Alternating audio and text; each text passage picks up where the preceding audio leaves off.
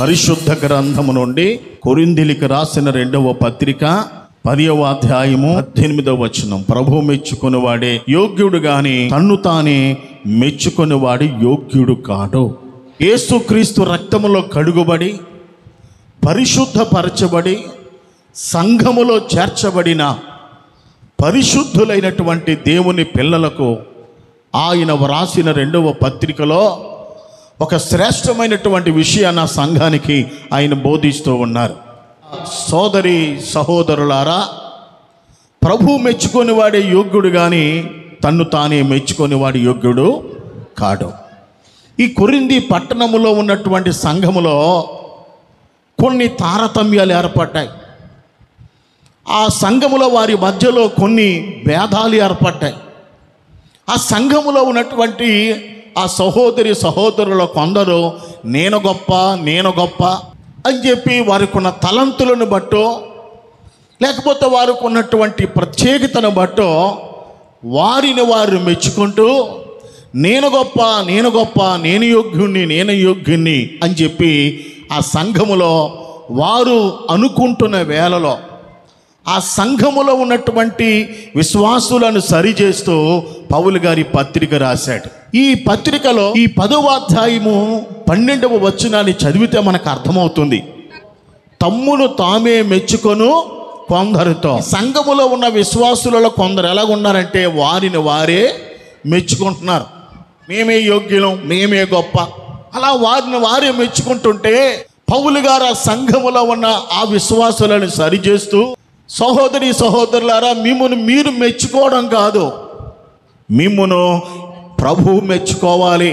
India Pentecost దేవుని సంఘములో యేసు రక్తములో కడుగుబడి ఈ పెంతెకోస్తు సహవాసములో చేర్చబడిన నా ప్రియ సోదరి సహోదరుడా, నిన్ను నీవు మెచ్చుకుంటే యోగ్యురాలిగా యోగ్యుడిగా ఎంచబడవు కానీ నిన్ను ప్రభు మెచ్చుకోవాలి. ప్రభు ఎవరినైతే మెచ్చుకుంటారో వారు యోగ్యులుగా పరిగణించబడతారు. మీ అందరికీ నేను ఒక మాట చెప్తాను, ఈ మాటను బాగా మీరు గుర్తుపెట్టుకోవాలి. దేవుడు మనలను మెచ్చుకొని 100 మంది మనలను మెచ్చుకోకపోయినా పర్వాలేదు. నిన్ను 100 మంది మెచ్చుకొని దేవుడు మెచ్చుకోకపోతే నీ భక్తి వ్యర్థం. దేవుడు మనలను మెచ్చుకొని 100 మంది మనలను మెచ్చుకోకపోయినా పర్వాలేదు, 100 మంది మనలను మెచ్చుకొని దేవుడు మెచ్చుకోకపోతే వ్యర్థం. కాబట్టి ఎవరు మెచ్చుకోవాలి మనల్ని? యేసయ్య మెచ్చుకోవాలి. ఈ లోకములో ఉన్న మనుషులను మనం మెచ్చుకోకపోయినా పర్వాలేదండి. ఈ లోకములో ఉన్న మనుషులు ఎవరిని మెచ్చుకుంటారంటే వారికి అనుకూలంగా ఉన్న వారిని మెచ్చుకుంటారు, వారిని ప్రేమించే వారిని మెచ్చుకుంటారు, వారి వెనకాల తిరిగే వారిని మెచ్చుకుంటారు, వారికి జై కొట్టే వారిని మెచ్చుకుంటారు, వాళ్ళ దగ్గర తల వంచే వారిని మెచ్చుకుంటారు, వాళ్ళ దగ్గర చేతులు కట్టుకుని తిరిగే వారిని మెచ్చుకుంటారు. ఈనాడు చాలామంది దేవుని పిల్లలుగా పిలువబడుతున్న వారు కూడా మనుషులు మెచ్చుకోవాలని రకరకాల ప్రయత్నాలు చేస్తూ వారి వెనకాల పరిగెడుతున్నారు. ప్రియ సోదరి సోదరుడా, ఈ లోకములో నేను 100 మంది 1000 మంది 1,00,000 మంది నిన్నుకున్నా యేసయ్య ఒక్కడు మెచ్చుకోకపోతే నీవు యోగ్యుడవు యోగ్యురాలవు కాదు. ఇలాంటి భావాలు, ఇలాంటి ఉద్దేశాలు, ఇలాంటి ఆలోచనలు కలిగిన కొరింథీ పట్టణములో ఉన్న సోదరి సహోదరులారా, అది మీకు మంచిది కాదు అని పౌలు భక్తుడు ఆనాడు ఆ సంఘాన్ని హెచ్చరించినట్టుగా నేటి క్రైస్తవ సార్వత్రిక సంఘాలలో ఉన్న విశ్వాసులను దేవుడు తన వాక్యము ద్వారా హెచ్చరిస్తున్నాడు. ఈనాడు నేను గొప్ప అంటూ ఒక్కొక్కరు వారిని మెచ్చుకుంటున్నారు. నిన్ను నీవు మెచ్చుకోవడం కాదు, నిన్ను యేసయ్య మెచ్చుకోవాలి. ప్రభువు మెచ్చుకొని వాడే యోగ్యుడు కానీ తన్ను తాను మెచ్చుకొనివాడు యోగ్యుడు కాదు. ఈ లోకములో మనము జీవించినంత కాలము యేసయ్య మనలను మెచ్చుకునేటట్టుగా జీవించాలి. ఎప్పటి వరకు? మన మరణ పర్యాంతము కూడా యేసయ్య మనల్ని మెచ్చుకోవాలి. మనుషులు మనలను మెచ్చుకోకపోయినా మనము బాధపడాల్సిన పని లేదు. ఎందుకంటే మనుషుల ప్రేమ స్వార్థపూరితమైంది. వారు తమకు అనుకూలముగా ఉన్న వారిని మెచ్చుకుంటారు, కానీ నీ వల్ల ఉపయోగం లేకపోతే, నీ వల్ల ఎటువంటి సహకారము లేకపోతే నిన్ను అసలు వారు మెచ్చుకోరు. ఈరోజు మనలను యేసయ్య మెచ్చుకునేటట్టుగా జీవిద్దాం. యేసయ్య మనలను మెచ్చుకునేటట్టుగా భక్తి చేద్దాం. యేసయ్య మనలను మెచ్చుకునేటట్టుగా మనం జీవించాలి తప్ప నొచ్చుకునేటట్టుగా మనం జీవించకూడదు. నీ భక్తి ద్వారా యేసయ్యను నువ్వు మెప్పించాలి. నీ భక్తి ద్వారా యేసయ్య నొచ్చుకునే విధముగా నువ్వు భక్తి చేస్తే గనక అది నీకు ఆశీర్వాదకరమైనది కాదు అని ప్రభు సెలవిస్తూ ఉన్నారు. ఈరోజు ఒక తీర్మానం చేసుకోవాలి. యేసయ్యా, నా బ్రతుకు మూలముగానైనా సరే, నా చావు మూలముగానైనా సరే, యేసయ్యా నువ్వు మెచ్చుకునేటట్టుగా నేను జీవిస్తానయ్యా. తన్ను తాను మెచ్చుకునే వారు కాదు, ప్రభువు మెచ్చుకునేవారే యోగ్యులుగా ఎంచబడతారు. ఈ బైబిల్ గ్రంథములో యేసయ్య ద్వారా మెప్పు పొందిన వారు, యేసయ్య మెచ్చుకున్న కొందరు భక్తులు ఉన్నారండి. వారు ఏ విధంగా ఉండుట చేత, ఏ విధముగా వారు చేయుట చేత యేసయ్య వారిని మెచ్చుకున్నారో, మనము కూడా ఆ విధంగా ఉండి ఆ విధంగా చేయుట ద్వారా ఆ భక్తులను మెచ్చుకున్న యేసయ్య మనల్ని మెచ్చుకోబోతున్నారు. మొట్టమొదటిగా పరిశుద్ధ గ్రంథము నుండి లూకాసు వార్త 19వ అధ్యాయము 9వ వచనాన్ని చదువుదాం. అందుకు యేసు, ఇతడును అబ్రహాము కుమారుడే, ఎందుకనగా నేడు ఈ ఇంటికి రక్షణ వచ్చి ఉన్నది. ఎవరితో మాట్లాడుతున్న మాట? యేసు ప్రభువు జక్కయ్యతోనూ, జక్కయ్య ఇంటికి వచ్చిన ఆ జన సమూహముతోనూ యేసయ్య మాట్లాడుతున్న మాట. ఇతడు అబ్రహాము కుమారుడే, నేడు ఈ ఇంటికి రక్షణ వచ్చి ఉన్నది. ప్రభువైన యేసు క్రీస్తు ఈ లోకములో ఆయన జీవించినటువంటి దినాలలో, ఆయన పరిచర్య చేసిన 3.5 సంవత్సరాల కాలములో ఒక దినమందు ఆయన యెరికో పట్టణములో ఆయన సంచరిస్తూ ఉన్నారు. ఆ యెరికో పట్టణము గుండా ఆయన వెళ్ళిపోతూ ఉంటే, ఆ పట్టణములో ఒక గవర్నమెంట్ ఉద్యోగస్తుడికి ఆయన ఉన్నాడు. ఆయన పేరు జక్కయ్య. ఆయన చేసే ఉద్యోగం ఏమిటంటే సుంకపు గుత్తదారుడు, పన్నులు వసూలు చేసే ఉద్యోగం. ఆయన పేరు జక్కయ్య. ఆయన శారీరకంగా చాలా పొట్టివాడు. ఆ ప్రాంతంలో ఆయనకు ఒక పేరు ఉంది. పొట్టివాడైన, అన్యాయస్తుడైన, లంచగొండి అయిన జక్కయ్య అని పేరు ఉంది. అంటే ఈయన చేస్తున్న ఉద్యోగములో లంచాలు బాగా తీసుకుంటున్నాడు, అధిక పన్నులు వసూలు చేస్తూ ఉన్నాడు, అన్యాయంగా అందరి దగ్గర ధనాన్ని సంపాదిస్తూ ఉన్నాడు. అప్పటికే యెరికో పట్టణము గుండా యేసు ప్రభువులు వారు వెళుతున్నారు అనే విషయము, అనే మాట ఈయనకి తెలిసింది. చాలా కాలము నుంచి ఈయన అనుకుంటున్నాడు, ఎక్కడ చూసినా యేసు యేసు యేసు అనే మాట వినబడుతూ ఉంది.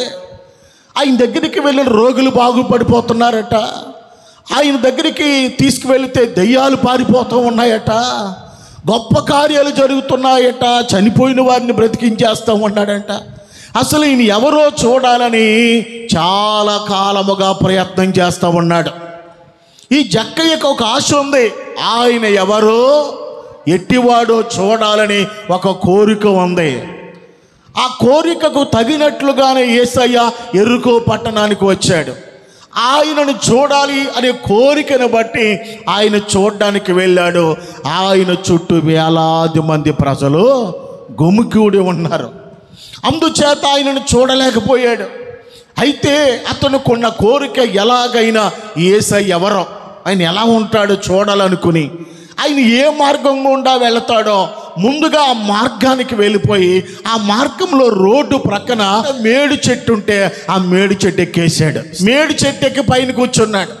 యేసయ్య ఆ మార్గం గుండా వెళుతూ ఆయన ఆ మేడి చెట్టు దగ్గర ఆగాడు. ఇంతకీ చెట్టు మీద ఉన్న జక్కయ్య ఎవరికే కనిపించట్లేదు. అసలే పొట్టాడు, ఆ చెట్టులో కలిసిపోయాడు. ఆ చెట్టు క్రిందకి వెళ్ళిన తరువాత యేసయ్య ఆ చోటుకు వచ్చి కన్నులెత్తి పైకి చూచి, జక్కయ్య నువ్వు త్వరగా దిగు, నేడు నేను నీ ఇంట ఉండవలసి ఉన్నదని అతనితో చెప్పగా, చెట్టు మీద ఉన్నటువంటి జక్కయ్యను యేసయ్య చూచినందుకు ఈ జక్కయ్య ఆశ్చర్యపడలేదు, కానీ అతని పేరు పెట్టి పిలిచినందుకు ఆశ్చర్యపడుతూ ఉన్నాడు. ఈ చెట్టు మీద ఉన్నటువంటి నేను జక్కయ్యని నా పేరు ఈయనకి ఎలా తెలుసో? యేసయ్యకి అంతా తెలుసండి. దేవునికి స్తోత్రం చెప్పండి. ఈ ప్రపంచంలో ఉన్న ఈ కోట్ల మంది ప్రజలందరూ యేసయ్య కన్ను సన్నల్లో ఉన్నారు. అందుకే అతడు ఆశ్చర్యపడిపోయి నా పేరు పెట్టి నన్ను పిలిచిన ఈయన సామాన్యుడు కాదని గ్రహించి ఆ చెట్టు మీద నుండి అతడు త్వరగా దిగి సంతోషముతో ఆయనను చేర్చుకున్నాడు. యేసు ప్రభు ఎప్పుడైతే ఆ ఇంటికి వెళ్ళాడో ఇంకా ఆ ఊరి వారందరూ, అంతవరకు యేసు ప్రభుని వెంబడిస్తున్న వారందరూ యేసు ప్రభు మీద సనుక్కోవడం మొదలెట్టారండి. ఏమని? పాపి అయినటువంటి ఈ మనుషుని యొద్దకు ఈయన ఎలా వెళ్ళాడు? అందుకే జక్కయ్య ఎలాంటోడు? అన్యాయస్తుడు, లంచగొండి. జక్కయ్య లేచి నిలబడి అంటున్నాడు, ప్రభువా నా ఆస్తిలో సగము బీదలకిచ్చుచున్నాను. నేను ఎవని యొద్దనైనా అన్యాయముగా దేనినైనాను తీసుకుని ఎడల అతనికి 4 అంతలు చెల్లింతునని ప్రభువుతో చెప్పాను. పాపి అయిన మనిషిని యొక్క బస చేయడానికి యేసయ్య వెళ్ళాడని అందరూ సనుక్కుంటుంటే ఈ జక్కయ్య లేచి నిలబడి ఈ జక్కయ్యతో యేసయ్య ఇంట్లోనికి వెళ్ళిన తర్వాత ఒక్క మాట కూడా మాట్లాడకుండానే, ప్రభువా నా ఆస్తిలో సగం బీదలకి ఇస్తున్నాను. ఎప్పుడైతే మాట నోట్లోంచి వచ్చిందో అక్కడ ఉన్న బీదలు అందరూ జక్కయ్యకి జై, జక్కయ్యకి జై. అంతవరకు ఏం చేశారు? ఈడు పాపి అని ఈడి మీద సనుక్కున్నారు, యేసు ప్రభు మీద సనుక్కున్నారు. ఎప్పుడైతే నిలబడి నాస్తులో సగం బీదలకి ఇస్తున్నానంటే, ప్రభువా జక్కయ్యను ఆశీర్వదించు నాయన, జక్కయ్యను దీవించు నాయన. వెనకాల కోరస్ మొదలైంది. అంత మాత్రమే కాదు, ఏమంటున్నాడు ఆయన? ఎవని యొద్దనైనా అన్యాయముగా దేనినైనా తీసుకున్న ఎడల అతనికి 4 అంతలు చెల్లింతునని యేసు ప్రభుతో చెప్తూ ఉంటే అప్పుడు యేసయ్య అంటున్నాడు, ఇతడు అబ్రహాము కుమారుడే, నేడు ఇతని ఇంటికి రక్షణ వచ్చింది. యేసు ప్రభు ఆ ఇంట్లోనికి వెళ్ళగానే ఎప్పుడైతే తన మనసును మార్చుకున్నాడో, ఎప్పుడైతే తన అన్యాయపు బ్రతుకును విడిచిపెట్టాడో, ఎప్పుడైతే తన అక్రమ జీవితాన్ని విడిచిపెట్టాడో యేసయ్య జక్కయ్యను మెచ్చుకున్నాడు. దేవుని బిడ్డలారా, మనం రక్షించబడి అనేకమైన సంవత్సరాలైంది, అయినా మారు మనసు తగిన ఫలాలు లేవు, మన జీవితంలో మార్పు లేదు. అక్రమ జీవితాన్ని విడిచిపెట్టకుండా, ఇంకా మార్పు లేకుండా అన్యాయస్తులముగా ఈ లోకములో పాపులముగా మనము జీవిస్తూ ఉన్నట్లయితే ఈ లోకములో దేవుని పిల్లలంగా మనం పిలవబడతాం, కానీ యేసయ్య దృష్టిలో ఆయన మనలను మెచ్చుకోరు. జక్కయ్యతో యేసయ్య ఒక్క మాట అయినా మాట్లాడారండి? ఒక్క మాట మాట్లాడలేదండి. జక్కయ్య ఇంట్లోనికి యేసయ్య వెళ్ళగానే జక్కయ్య జీవితం మారిపోయింది. ఎవరైతే రక్షణ పొందిన తర్వాత మారిన జీవితాన్ని బ్రతుకుతారో వారిని యేసయ్య మెచ్చుకుంటాడండి. అతడు మార్పు చెందిన తర్వాత ఆ ఇంటికి ఏమొచ్చిందంటే రక్షణ వచ్చింది. ఈనాడు మన ఇంటికి రక్షణ వచ్చినా, ఈనాడు మనం రక్షణ పొందిన ఇంకా ఇంకా మార్పు చెందని వారముగా ఈ లోకములో మనం జీవిస్తూ ఉన్నాం. యేసయ్య ఇంట్లోకి వెళ్ళిన తర్వాత జక్కయ్య ఆలోచనలు మారిపోయాయి, జక్కయ్య ప్రవర్తన మారిపోయింది. అన్యాయాన్ని ఒప్పుకున్నాడు, పాప బ్రతుకుని ఒప్పుకున్నాడు. అతని యొక్క ఆ జీవితాన్ని ప్రభు చూచాడు. జక్కయ్యనేసి ఏం చేశాడు? మెచ్చుకున్నాడు. జక్కయ్యతో యేసయ్య ఒక్క మాట మాట్లాడకుండానే అతని జీవితం మారిపోయింది. అనేక సంవత్సరాలుగా దేవుడు నీతో మాట్లాడుతున్నా నీ జీవితం మారట్లేదు. అనేక సంవత్సరాలుగా దేవుడు నీతో మాట్లాడుతున్నా నీ బ్రతుకు మారట్లేదు. అందుకే ఈరోజు జక్కయ్యను మన మధ్యలోనికి దేవుడు తీసుకొచ్చాడు. నేనొక్క మాట మాట్లాడకుండానే జక్కయ్య నా కుమారుడిగా మార్చబడ్డాడు. నేనొక్క మాట మాట్లాడకుండానే జక్కయ్య తన జీవితాన్ని మార్చుకున్నాడు. ఇండియా పెంతెకోస్తు దేవుని సంఘములో ఉన్న నా పిల్లలారా, మీరు అనేక సంవత్సరాలుగా మందిరానికి వస్తూ ప్రతి ఆదివారం నా మాటలు వింటూ, ప్రతి శనివారం నా మాటలు వింటూ ఇంకా మీ జీవితాన్ని మీ బ్రతుకును మార్చుకోలేదు, మీ అలవాట్లు మార్చుకోలేదు, మీ పద్ధతులు మార్చుకోలేదు, మీ ప్రవర్తన మార్చుకోలేదని ఈరోజు యేసయ్య మనల్ని ప్రశ్నిస్తూ మిమ్మల్ని నేను ఎలా మెచ్చుకోగలను అంటున్నాడు. ఆయన జక్కయ్యను యేసయ్య మెచ్చుకోవడానికి కారణం ఏమిటంటే అతడు తన బ్రతుకును మార్చుకున్నాడు. మన బ్రతుకును మార్చుకోకుండా, మన జీవితాన్ని మార్చుకోకుండా, రక్షణ పొందక ముందు మనం ఎలాగున్నాము, రక్షణ పొందిన తర్వాత కూడా అలాగే ఉంటూ అదే అలవాట్లు, అదే పద్ధతులు, అదే జీవితములో ఉన్నట్లయితే యేసయ్య అంటున్నాడు, నేను నిన్ను మెచ్చుకోవడానికి నీవు యోగ్యుడవు, యోగ్యురాలువు కాదంటున్నాడు. ఈ పునరుద్ధాన దినమందు ప్రభు బల్లలో పాలు పొందడానికి ముందుగా మనల్ని మనం ప్రశ్నించుకోవాలి. ఈరోజు అనేక వారాలుగా ప్రతి ఆదివారం దేవుడు చాలా ఖండితముగా సేవకుడి ద్వారా అనేక సార్లు మీతో మాట్లాడుతూనే ఇంకా నీ జీవితం మారిందని అడుగుతూ ఉన్నాడు. మన జీవితాలు మారకపోతే, మన పద్ధతులు మారకపోతే దేవుడు మనల్ని మెచ్చుకునే వరంగా మనం ఉండలేం. నువ్వు రక్షణ పొంది 30 సంవత్సరాలు అయింది, 40 సంవత్సరాలు అయింది. నేను చాలా పాత విశ్వాసనండి, నేను ప్రభుదాస్ గారు ఉన్నప్పుడు రక్షణ పొందానండి, కానీ ఇప్పటికి నీ బ్రతుకు మారలేదు, ఇప్పటికీ నీ ప్రవర్తన మారలేదు, నేను ఎలా మెచ్చుకోగలను అని యేసయ్య ఈరోజు మాట్లాడుతున్నాడు. యేసయ్య మెచ్చుకోకపోతే ఆయన శరీరము తిన్న ఆయన అది మనకు వ్యర్థం, అది మనకు ప్రయోజనకరమైంది కాదు. రెండవ మాట మత్తయి సువార్త 25వ అధ్యాయము 21వ వచనం. అతని యజమానుడు, బలా నమ్మకమైన మంచి దాసుడా, నీవి కొంచెములో నమ్మకముగా ఉంటివి, నిన్ను అనేకమైన వాటి మీద నియమించేదను, నీ యజమానుని సంతోషములో పాలు పొందుమని అతనితో చెప్పాను. ఒక మనుషుడు దూరదేశానికి ప్రయాణం వెళుతూ తన దగ్గర పని చేస్తున్నటువంటి 3 దాసులను పిలిచాడు. వారికి తన ఆస్తిని అప్పగించాడు. ఆ ఆస్తిలో ఒకనికి 5 తలాంతులు, ఒకనికి 2 తలాంతులు, ఒకడికి 1 తలాంతు ఇచ్చి, మీరు జాగ్రత్తగా ఈ ఆస్తిని అభివృద్ధి చేయండి అని చెప్పి ఒకడికి 5, ఒకడికి 2, ఒకడికి 1 అప్పగించి దేశాంతరం వెళ్ళిపోయాడు. కొంతకాలమైన తరువాత ఆ యజమానుడు తిరిగి వచ్చి ముందుగా 5 తలాంతులు ఇచ్చిన వానిని పిలిచాడు. నేను నీకు 5 తలాంతులు ఇచ్చాను కదా, నువ్వేం చేసావు అని అడిగాడు. ఈ 5 తలాంతులు తీసుకున్నవాడు యజమానుడి దగ్గరికి వచ్చి, అయ్యా నీవు నాకు 5 తలాంతులు అప్పగించావు, ఇవి గాక నేను మరొక 5 తలాంతులు సంపాదించుతానని చెప్పి 10 తలాంతులు తన యజమానుని చేతిలో పెట్టాడు. ఆ యజమానుడు అంటాడు, బల నమ్మకమైన మంచి దాసుడా, నీవు ఈ కొంచెములో నమ్మకముగా ఉంటివి గనక నిన్ను నేను అనేకమైన వాటి మీద నియమించదని అన్నాడు. రెండవాని పిలిచాడు. ఆ దాసుడు వచ్చి అంటున్నాడు, అయ్యా నువ్వు నాకు 2 తలాంతులు ఇచ్చావు, ఈ 2 తలాంతులతో మరొక 2 తలాంతులు సంపాదించానని ఆ 4 తలాంతులు అట్టుకొచ్చి యజమానుడు చేతులు పెట్టాడు.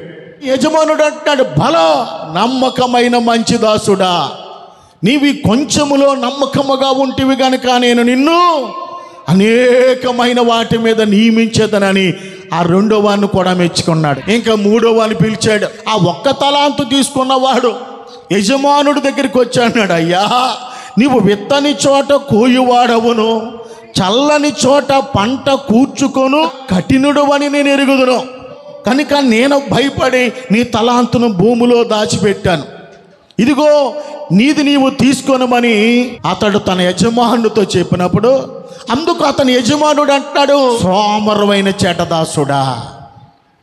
ముందు మిగతా 2 ఏమన్నాడు, బలా నమ్మకమైన మంచి దాసుడా. 1 తలాంతున తలాంతుగానే ఉంచి భూమిలో పాతిపెట్టి పైగా యజమానుడి విమర్శిస్తున్నాడండి వీడు. యజమానుడికే పేర్లు పెడతా ఉన్నాడు. పట్టుకొచ్చే తలాంతులు ఇస్తే సోమరువైన చెడ్డదాసుడా, నేను విత్తని చోట కోయువాడను, చల్లని చోట పంట కూర్చుకొని వాడనని నీవు ఎరుగుదువా? అయితే నీవు నా సొమ్ము సాహుకారుల యొద్ద ఉంచవలసి ఉండెను, నేను వచ్చి వడ్డీతో కూడా నా సొమ్ము తీసుకొని ఉందుని అని చెప్పి ఆ తలాంతును వాని యొద్ద నుండి తీసివేసి 10 తలాంతులు గల వానికి ఇయుడి, కలిగిన ప్రతి వానికి ఇయ్యబడును, అతనికి సమృద్ధి కలుగును. లేని వాని యొద్ద నుండి వానికి కలిగినది తీసివేయబడునని చెప్పి అప్పుడు అంటున్నాడు, ఆ పనికి మాలిన దాసుని వెలుపటి చీకటిలోనికి వాడిని త్రోసివేయండి, అక్కడ ఏడుపును పండ్లు కొరుకుట ఉండును అన్నాడు. అంతే. 5 తీసుకొచ్చినాడు, 5 సంపాదించాడు. 2 తీసుకున్నవాడు 2 సంపాదించాడు. వారిద్దరిని గురించి యజమానుడు అంటున్నాడు, బలా నమ్మకమైన మంచి దాసుడా. యజమానుడు ఎవరిని మెచ్చుకుంటున్నాడు తెలుసా? నమ్మకమైన దాసులను మెచ్చుకుంటున్నాడు. ఇక్కడ మన యజమానుడు ఎవరు? ప్రభు అయిన యేసుక్రీస్తు. ఆయనే మనకి యజమానుడై ఉన్నాడు. ఈ సంఘములో ఉన్న మనమందరము ఆయన దాసులమై ఉన్నాము. ఆయన మనల్ని మెచ్చుకోవాలంటే, ఈ పరిచర్లో ఉన్న దేవుని పిల్లలమైన మెలమెల ఉండాలంటే ఆయన ఎదుట నమ్మకమైన వారముగా ఉండాలి. ఇండియా పెందుకొస్తూ దేవుని సంఘములో ఉన్న దేవుని పిల్లలారా, మీరు దేవుని ఎదుట ఎలా ఉండాలంటే నమ్మకస్తులుగా ఉండాలి. దైవజనుడి ఎదుట నమ్మకస్తులుగా ఉండాలి. తోటి సహోదరుడి ఎదుట నమ్మకస్తుడిగా ఉండాలి. సంఘములో దేవుని ఎదుట నువ్వు నమ్మకస్తుడిగా ఉండాలి. నీ నమ్మకాన్ని బట్టి యేసయ్య నిన్ను మెచ్చుకుంటాడా. ఉద్యోగం చేసుకున్న వాళ్ళైతే ఉద్యోగంలో నమ్మకస్తులుగా ఉండాలి. వ్యాపారం చేసే వాళ్ళు వ్యాపారములో నమ్మకస్తులుగా ఉండాలి. మన నమ్మకత్వాన్ని బట్టి దేవుడు మనల్ని మెచ్చుకుంటాడండి. దేవుడు ఎవరినైతే నమ్మాడో వారిని వాడుకుంటాడైనా, వారిని ఆశీర్వదిస్తాడైనా, వారిని అభిషేకిస్తాడైనా, వారి జీవితంలో శ్రేష్టమైన కార్యాలు దేవుడు చేస్తాడు. ఈరోజు చేయబోతున్నాడు. ఇండియా పెందుకొస్తూ దేవుని సంఘంలో కొంతమంది నమ్మకస్తులైన వారు ఉన్నారు. రెండవదిగా ఎవరిని మెచ్చుకున్నాడంటే నమ్మకమైన దాసులను మెచ్చుకున్నాడు. దేవుని సన్నిధిలో మీరు ఎలా ఉండాలి తెలుసా? నమ్మకమైన వారుగా ఉండాలి. అన్ని విషయాల్లో దేవుడు నమ్మదగిన వారుగా ఉండాలి. నమ్మకానికి ఒక బ్రాండ్గా మీరు ఉండాలి. అది దేవుడు ఎవరినైతే నమ్మాడో ఖచ్చితంగా వారిని దేవుడు ఆశీర్వదిస్తారో. మూడవదిగా మత్తయి సువార్త 8వ అధ్యాయము 10వ వచనం. యేసు ఈ మాట విని ఆశ్చర్యపడి వెంట వచ్చుచున్న వారిని చూచి, ఇశ్రాయేలులో ఎవరికైనను నేనింత విశ్వాసం ఉన్నట్టు చూడలేదని నిశ్చయముగా మీతో చెప్పుచున్నాను. యేసయ్య ఈ కపెర్నహూము పట్టణానికి వెళ్ళినప్పుడు ఆ కపెర్నహూములో ఉన్నటువంటి ఒక శతాధిపతి, ఒక గవర్నమెంట్ ఉద్యోగస్తుడు, 100 మంది సైనికుల మీద అధికారి, ఆయన కొందరు పెద్దలను యేసు ప్రభు దగ్గరికి పంపించాడు. ఎందుకు? ఈ శతాధిపతికి ఒక ప్రియుడైన దాసుడు రోగి అయి మంచం పట్టి లేవలేని స్థితిలో ఉన్నాడు. కాళ్ళు చేతులు పడిపోయి మంచం పట్టి లేవలేని స్థితిలో ఉన్నాడు. ఆయన్ని బాగు చేయమని ఒక్క మాట చెప్పమని మీరు ప్రభువుని అడగండి అని చెప్పి కొందరు పెద్దలను పంపించాడు. ఈ పెద్దలు యేసు ప్రభు దగ్గరికి వచ్చి ఈ ప్రాంతంలో ఉన్న సమాజ మందిరాన్ని ఆయనే కట్టించాడు. అయ్యా, ఈయన నీ వలన మేలు పొందడానికి యోగ్యుడు, ఇతను చెప్పమనకుండానే చెప్తున్నారు. నేను అంటాను, మనం చేసే మంచి పనులు, మనం చేసే మంచి కార్యాలు దేవుడి దగ్గర మొరపడతాయి. పలానా సంఘములో పలానా విశ్వాసి, పలానా సహోదరుడు, పలానా సహోదరి ఈ కార్యం చేసింది. జనవరి నుంచి ఇదిగో ఈ 12 నెలలు పలానా సహోదరుడు ప్రతి నెలలో మొదటి ఆదివారం వాళ్ళ కార్యక్రమంలో చక్కటి భోజనాన్ని సిద్ధపరుస్తున్నారు అని చెప్పి ఆ మంచి కార్యం దేవుడి దగ్గర మొరపడుతుంది. పలానా సహోదరులు చక్కటి పరిచర్య చేస్తూ ఉన్నారు, ఆ పరిచర్య దేవుడి దగ్గర మొరపెడుతుంది. నువ్వు చేసే ప్రతి మంచి కార్యం గురించి నీవు చెప్పుకోవలసిన అవసరం లేదు, కానీ ఆ మంచి కార్యాలే దేవుడి దగ్గర మొరపెడతాయి. సహోదరుల బొంత అప్పలరాజు గారు ఈ నెల మనకు ప్రేమ విందు ఏర్పాటు చేశారని ఒక మెసేజ్ పెట్టాను. వెంటనే నాకు ఫోన్ చేశాడు, అయ్యా మీరు ఆ మెసేజ్ తీసేయండి, దయచేసి నా పేరు ఎట్టొద్దు, నా పేరు చెప్పొద్దు, నేను చేసేది ప్రభువుకు తెలుసు. మనం చేసే మంచి పనులే కొన్నిసార్లు దేవుడి దగ్గర మొరపెడతాయి. వీళ్ళంటారు, ఈయన ఈ సమాజ మందిరాన్ని కట్టించాడు, నీ వలన మేలు పొందడానికి యోగ్యుడు. అయ్యా, ఒక్కసారి మీరు ఆ ఇంటికి వచ్చి దాసుడైన రోగిని బాగు చేయండి అని అడగడానికి అని యేసయ్యతో చెప్తూ ఉంటే యేసయ్య వారితో కలిసి ఆ ఇంటికి వెళ్ళాడు. ఇంటికి వెళ్ళగానే శతాధిపతి ఆశ్చర్యపడుతున్నాడు. ప్రభువా, నీవు నా ఇంటికి వచ్చేటప్పుడు నేను యోగ్యుని పాత్రుని కాదు. ఆ పెద్దలతో అంటున్నాడు, నేనేం చెప్పాను? ఈయన గురించి చెప్పి ఒక్క మాట సెలవిస్తే ఆయన బాగుపడతాడు, ఆ మాట చెప్పమని అనండి అని నేను చెప్తే మీరు ఏకంగా యేసు ప్రభుని తీసుకొచ్చేశారు. యేసయ్యా క్షమించు నాయనా, నీవు నా ఇంట్లోకి రావడానికి నేను పాత్రుని కాదు, యోగ్యుని కాదు, మాట సెలవిమ్ము నాయనా, నా దాసుడు బాగుపడిపోతాడు అన్నాడు. అక్కడున్న వారందరిని చూచి యేసే అంటున్నాడు, రాయులు ఎవరికైనాడు ఇంత విశ్వాసం ఉన్నట్టు నేను చూడలేదన్నాడు. దేవుని బిడ్డలారా, విశ్వాసము కలిగిన శతాధిపతిని యేసయ్య మెచ్చుకున్నాడు. ఏ విశ్వాసం అది? గొప్ప విశ్వాసం. ఏ విశ్వాసమా? ఎందుకు గొప్ప విశ్వాసం అంటున్నాను తెలుసా? మాట సెలవిమ్మన్నాడు. నువ్వు మాట చెప్తే చాలు ప్రభువా, మంచం మీద ఉన్న నా దాసుడు లేచి కూర్చుంటాడు అన్నాడు. యేసయ్య ఎవరిని మెచ్చుకుంటాడంటే గొప్ప విశ్వాసం కలిగిన వారిని మెచ్చుకుంటాడు.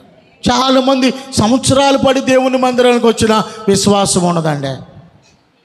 చిన్ని గాలి తుఫాన్లకు భయపడిపోతూ ఉంటారు, చిన్ని శోధనలకు భయపడిపోతూ ఉంటారు, దేవుడి మీద నిందలేసేస్తూ ఉంటారు, దైవజనుడి మీద నిందలేసేస్తూ ఉంటాడు. ఈ సంఘానికి వెళ్తున్నా నాకేం జరిగింది? ఓరు బాబోయ్, నీ బుద్ధి సరి లేకపోతే ఏ సంఘానికి వెళ్ళినా ఏం జరగదా? నీకు విశ్వాసం సరిగా లేకపోతే ఏ సంఘానికి వెళ్ళినా నీకు మంచి జరగదా? ఇదో ట్రెండ్ ఈ మధ్యలో. నీకు విశ్వాసం ఉండాలి, గొప్ప విశ్వాసము కలిగిన విశ్వాసిగా ఉండాలి తప్ప అవిశ్వాసిగా ఉండకూడదు.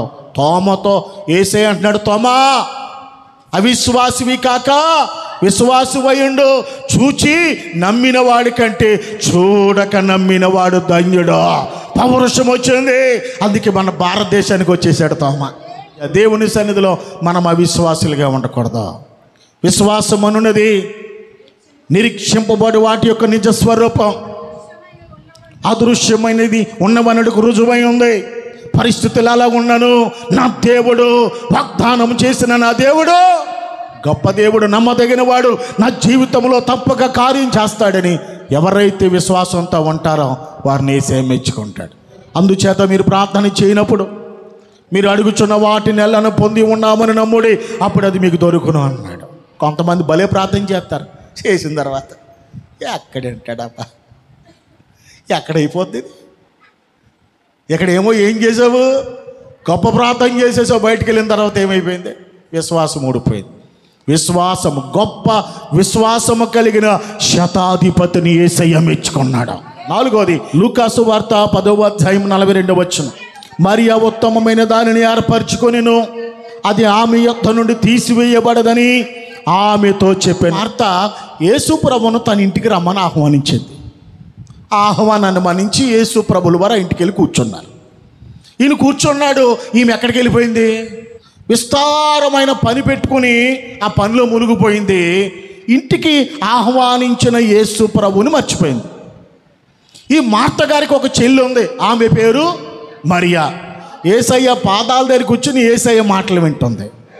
ప్రభువా ప్రభువా, నేను ఒంటరిగా పని చేయటకు నా సహోదరి నన్ను విడిచిపెట్టినందున నీకు చింత లేదా? యేసుబాబు చింత అంట, ఆమెకున్న చింత అంతా యేసుబాబు మీద వేసేస్తుంది. అయ్యి బాబు ఇలాంటి వాళ్ళు కూడా ఉంటారు. నీకు చింత లేదా, నాకు సహాయము చేయమని నా చెల్లితో చెప్పరాదా అంటుంది.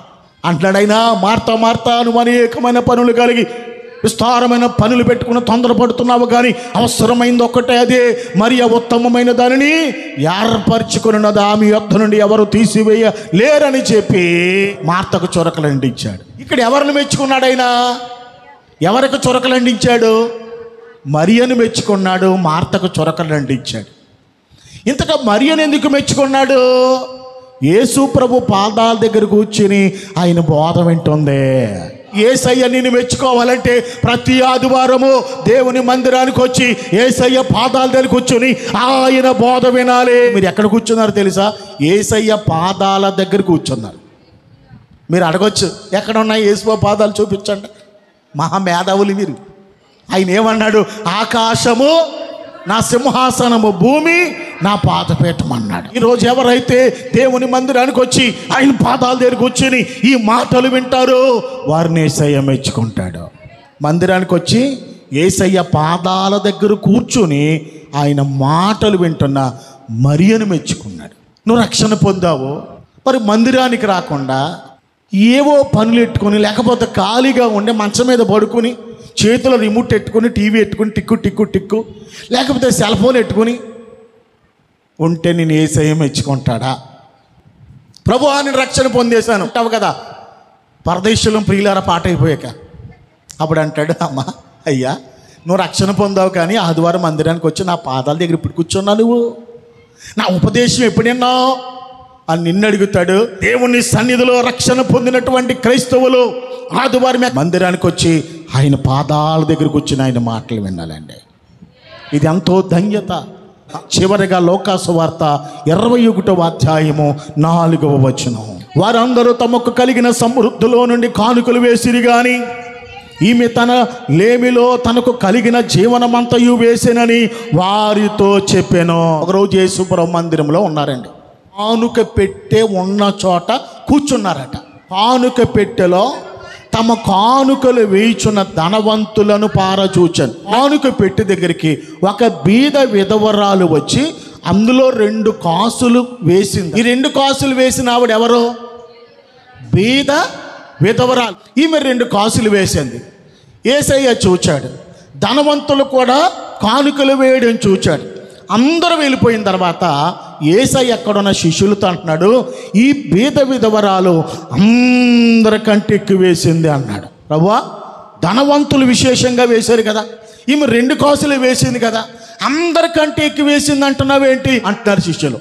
యేసుప్రభు అంటున్నాడు, నాయనా వారు తమ కలిమిలో వేశారు, ఈమె తన లేమిలో తనకు కలిగిన జీవనమంతా ఇచ్చింది, అందుచేత అందరికంటే ఎక్కువ ఇచ్చింది అన్నాడు. ధనవంతులు వారికి ఉన్న దానిలో కొంత కానుక ఇస్తే ఈ బీద విధవరాలు తనకున్న కొంత కానుకనే పట్టుకొచ్చి కానుక పెట్టలేసింది. ఇప్పుడు యేసయ్య ఎవరిని మెచ్చుకున్నాడు? లేమిలో, కరువులో, తనకేమీ లేకపోయినా తనకున్నదంతా పట్టుకొచ్చి ఆ కానుక పెట్టెలో వేసిన ఆ బీద విధవరాలను యేసయ్య మెచ్చుకున్నారు. మనము ఉండి దేవుడికి ఇస్తే గొప్ప కాదా? మనము ఏమీ లేకపోయినా దేవుడి కొరకు కొన్ని కార్యాలు చేస్తాను చూసావా, అది గొప్ప కార్యం. 5వదిగా ఆయన ఎవరిని మెచ్చుకున్నాడంటే లేమిలో, కరువులో కూడా తనకున్నదాన్ని పట్టుకొచ్చి ఆ కానుక పెట్టెలో వేసిన ఆ బీద విధవరాలను యేసయ్య మెచ్చుకున్నాడు. అందుకే దేవుని సన్నిధిలో కానుక ఎలా అర్పించాలో తెలుసా? మనస్ఫూర్తిగా అర్పించాలి. సనుక్కుంటూ బలవంతంగా నీవిచ్చే కానుకే కాదు. కొంతమంది సనుక్కుంటారు బలవంతంగా. బైబిల్ గ్రంథంలో ఉంది, ఉత్సాహముగా ఇచ్చువానిని ఆయన ప్రేమిస్తారు. సంతోషంగా ఇవ్వండి. దేవుడు నాకు ఇచ్చిన దానిలో నుంచి కొంత నేను దేవుడికి ఇస్తున్నాను అనే మంచి మనసుతో మనం దేవుడికి ఇచ్చినప్పుడు ప్రభువు వారు మనల్ని మెచ్చుకుంటారు. తన్ను తాను మెచ్చుకునేవాడు యోగ్యుడు కాదు, ప్రభువు మెచ్చుకునేవాడే యోగ్యుడు. మొట్టమొదటిగా బ్రతుకును మార్చుకున్న, జీవితాన్ని మార్చుకున్న జక్కయ్యను మెచ్చుకున్నారు. 2వది నమ్మకమైన దాసులను దేవుడు మెచ్చుకున్నాడు. 3వది గొప్ప విశ్వాసం కలిగిన శతాధిపతిని మెచ్చుకున్నారు. 4వది యేసయ్య పాదాల దగ్గర కూర్చొని ఆయన మాటలు వింటున్న మరియను మెచ్చుకున్నారు. 5వదిగా తనకి ఏమీ లేకపోయినా, తను బీదదైనా, తను విధవరాలైనా దేవుని కార్యం కొరకు సహకరించిన ఆ బీద తల్లిని యేసయ్య మెచ్చుకున్నారు.